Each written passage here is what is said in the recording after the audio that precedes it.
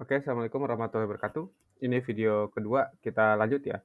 Nah, jadi untuk analisis sendiri saya biasanya cuman hanya trendline, lalu horizontal line ya, dan juga pencarian dari supply demand.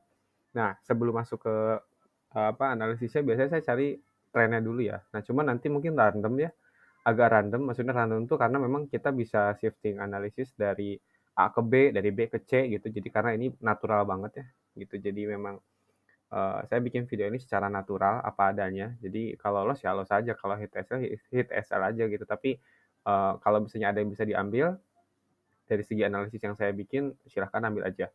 Kalau sekiranya memang nggak penting dan nggak ada manfaatnya juga nggak usah dipelajari ya, hirauin aja gitu. Nah, teman-teman juga bisa konfirmasi dengan pakai, Stochastic ya. Saya kalau di MT4HP pakainya Stochastic ya, Stochastic settingannya bebas. Tapi saya di statistik ini lebih fokus mencari 2 poin aja, yaitu divergen ya. Kalau nggak divergen itu lebih ke pembentukan higher low atau lower high gitu untuk, follow the trend, intinya begitu aja. Jadi saya nggak lihat over-overnya itu nggak pernah lihat. Ya jadi kalau misalnya udah di area sell terus saya nyari sell, nggak gitu sih konsepnya, gitu. Karena saya meminimalisir yang namanya SL sebenarnya. Jadi, prinsip saya pribadi lebih baik saya hit SL ya, terus saya bisa re-entry, hit SL lagi, saya bisa recovery lagi, daripada saya harus melebarkan SL gitu untuk, apa namanya, melebarkan SL untuk nanti entry dan akhirnya mungkin bisa jadi malah MC gitu. Bahkan kalau nggak pakai SL sama sekali akhirnya bisa MC. Nah, kayak begitu. Jadi daripada begitu saya lebih baik ada posisi di mana, saya mengamankan dengan SL, ya, begitu.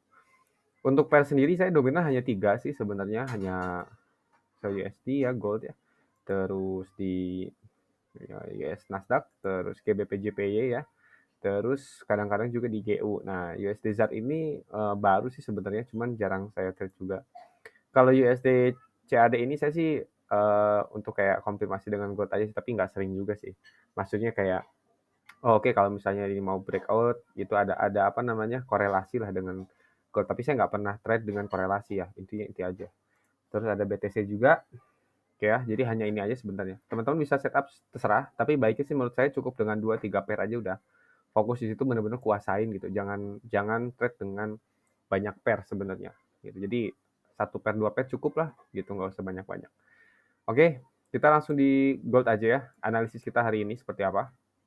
Nah, mungkin teman-teman agak, ruwet ya, ruwet itu karena memang ini udah ada gambarnya sih sebenarnya. Padahal kalau nggak ada gambarnya kan begini ya. Nah, nggak ada gambarnya kan begini. Nah, kalau misalnya polos begini, mmm, mungkin agak clean, tapi kadang ada yang bingung juga ya. Tapi kalau ada gambarnya begini. Karena ini biasanya gambarnya itu berdasarkan dari hari-hari sebelumnya gitu. Jadi nyambung nyambung nyambung nyambung nyambung gitu. Jadi besoknya tinggal saya kayak petain lagi, besoknya kayak petain lagi. Jadi nggak setiap hari itu langsung kayak polos gitu, enggak. Gitu. Jadi ada histori sebelumnya gitu. Contoh kayak posisi ini kan kita udah gambar dari hari sebelumnya dan ini menjadi area support sebenarnya. Karena di sini juga ada area demand kan, kayak begitu. Jadi ada histori sebelumnya, terus kita gambar dan untuk beberapa hari ke depan. Jadi kayak kayak bikin bekal gitu, kayak bikin plan untuk beberapa hari ke depan. Oke, kita mulai mana dulu nih? Kita mulai dari GBPJP aja ya. Nah, saya GBPJP ini saya coba hapus aja deh ya. Begini, biar teman-teman paham. Nah, sebenarnya kemarin saya ngambil posisi buy sih ya. Itu buy di sini ya. Karena memang posisinya ini menurut saya ini pembentukan pattern di mana ini pattern penerusan ya. Jadi harusnya dia bisa naik ya sampai ke area di harga 1503,089. Ya, di area situ. Harusnya ya, cuman memang karena ESL kita tipis ya, sebenarnya hanya 40 pip sebenarnya. Walaupun sebenarnya kalau misalnya kita mau sabar, kita bisa entry di paling bawah ya. Cuma kemarin kita ngambil posisi, saya bilang ini high risk silahkan ambil aja. Karena kita nggak tahu ketinggalan breakout atau enggak. Nah, gitu aja sebenarnya. Ya, jadi plan saya sih ini harusnya bisa naik ya. Nah, dari mana alasan naiknya? Kita coba hapus dulu ya. Tapi kalau ini nggak akan saya hapus yang vertical tadi ya. Karena ini patokan saya untuk lihat di harian. Itu rajin ya kan. Terus kita lihat di daily ya. Nah, biasanya saya masuk ke daily dulu nih, teman-teman. Ya, teman-teman lihat. Nah, di sini kita pasang trend line ya. Kita pengen tahu nih trennya kemana. Kita pasang trend line. Kita lihat begini. Nah, teman-teman bisa kalau bingung itu bisa pakai yang ini ya, yang double nih, yang ini, yang kanal ya atau channel lah bisa dibilang. Ini channel, kita sampai gini misalnya kalau misalnya takutnya nggak simetris ya. Nah, gini, terus kita tarik ke bawah. Nah, begini ya. Jadi oke. Nah, posisi begini kalau kita memahami pembentukan pattern harusnya ini posisinya kan kayak bentuknya tuh kayak peta gini ya. Jadi kayak set, terus dia bakal turun begini begini begini begini dan boom. Nah, begitu. Karena kan tren konsepnya kan begitu ya. Nah, jadi seperti itu konsepnya. Walaupun terkadang kita juga bisa menganalisis bahwa oh ini bisa jadi malah jadinya HNS pattern ya karena di sini A, di sini B, ini C gitu ya. Jadi ini left-nya, ini right-nya dan ini head-nya bisa jadi ya. Tapi sebenarnya kan sudah dipatahkan di sini ya. Jadi di kiri di sini left-nya, di sini head-nya, di sini right-nya ya kan. Cuman ini nggak jadi breakout ke bawah tapi di sini. Tapi ini juga tidak menutup kemungkinan untuk akhirnya pada turun lagi gitu ke bawah.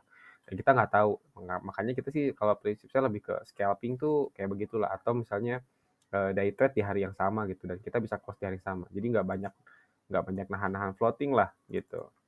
Nah oke kita balik lagi di sini. Nah, ini kan dari daily ya. Kalau agak kecepatan sorry memang kayak begini sih analisisnya. Karena juga saya ini kan durasinya nggak bisa beda ya 10 menit.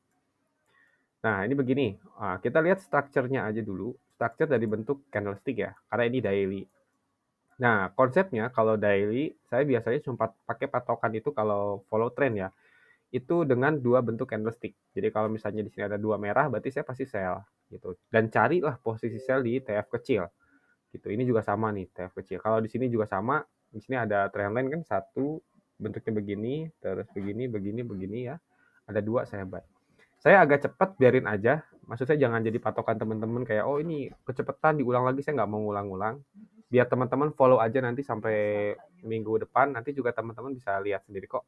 Maksudnya seiring berjalannya waktu adaptasi gitu dengan cara penyampaian saya nanti juga lama-lama paham sih. Nah, kita lihat begini.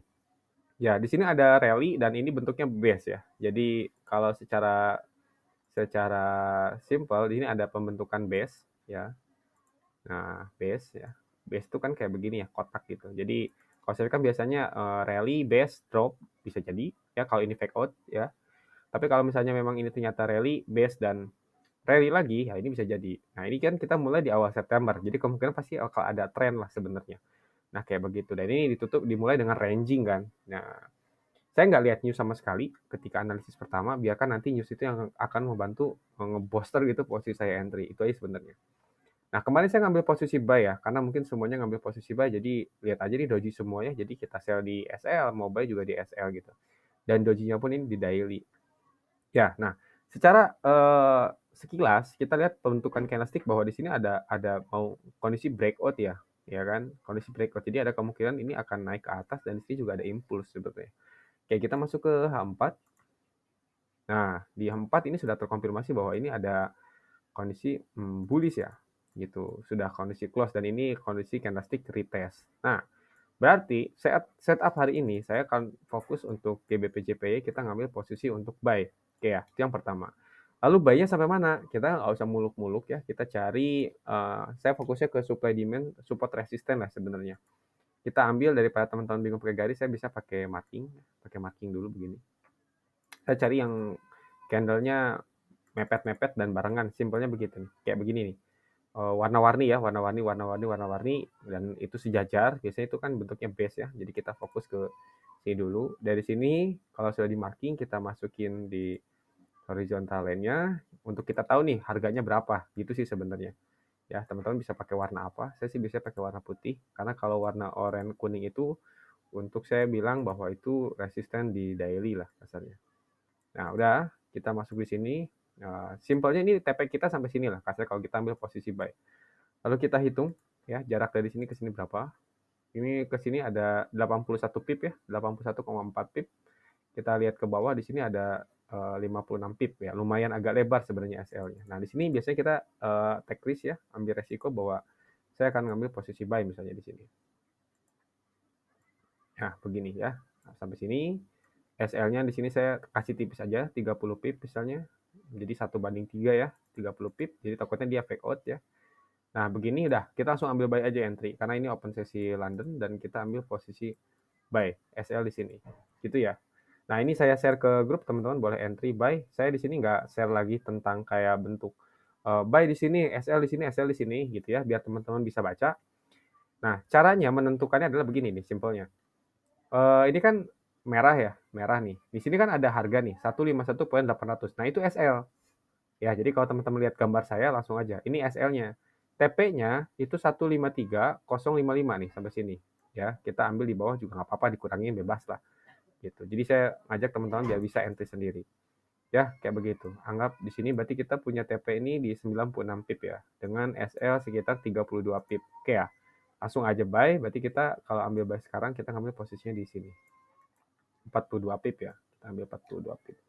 Nah, itu entry pertama. Nah, kita juga harus persiapin di mana kalau kita exit gitu. Maksudnya exit itu kalau kalau ini hit SL gimana gitu. Nah, kita cari juga posisi next-nya gitu. Nah, sebelum ke sana nanti kita potong dulu videonya. Saya share dulu untuk video ini dan saya coba render dulu ya. Oke, videonya menyusul ya.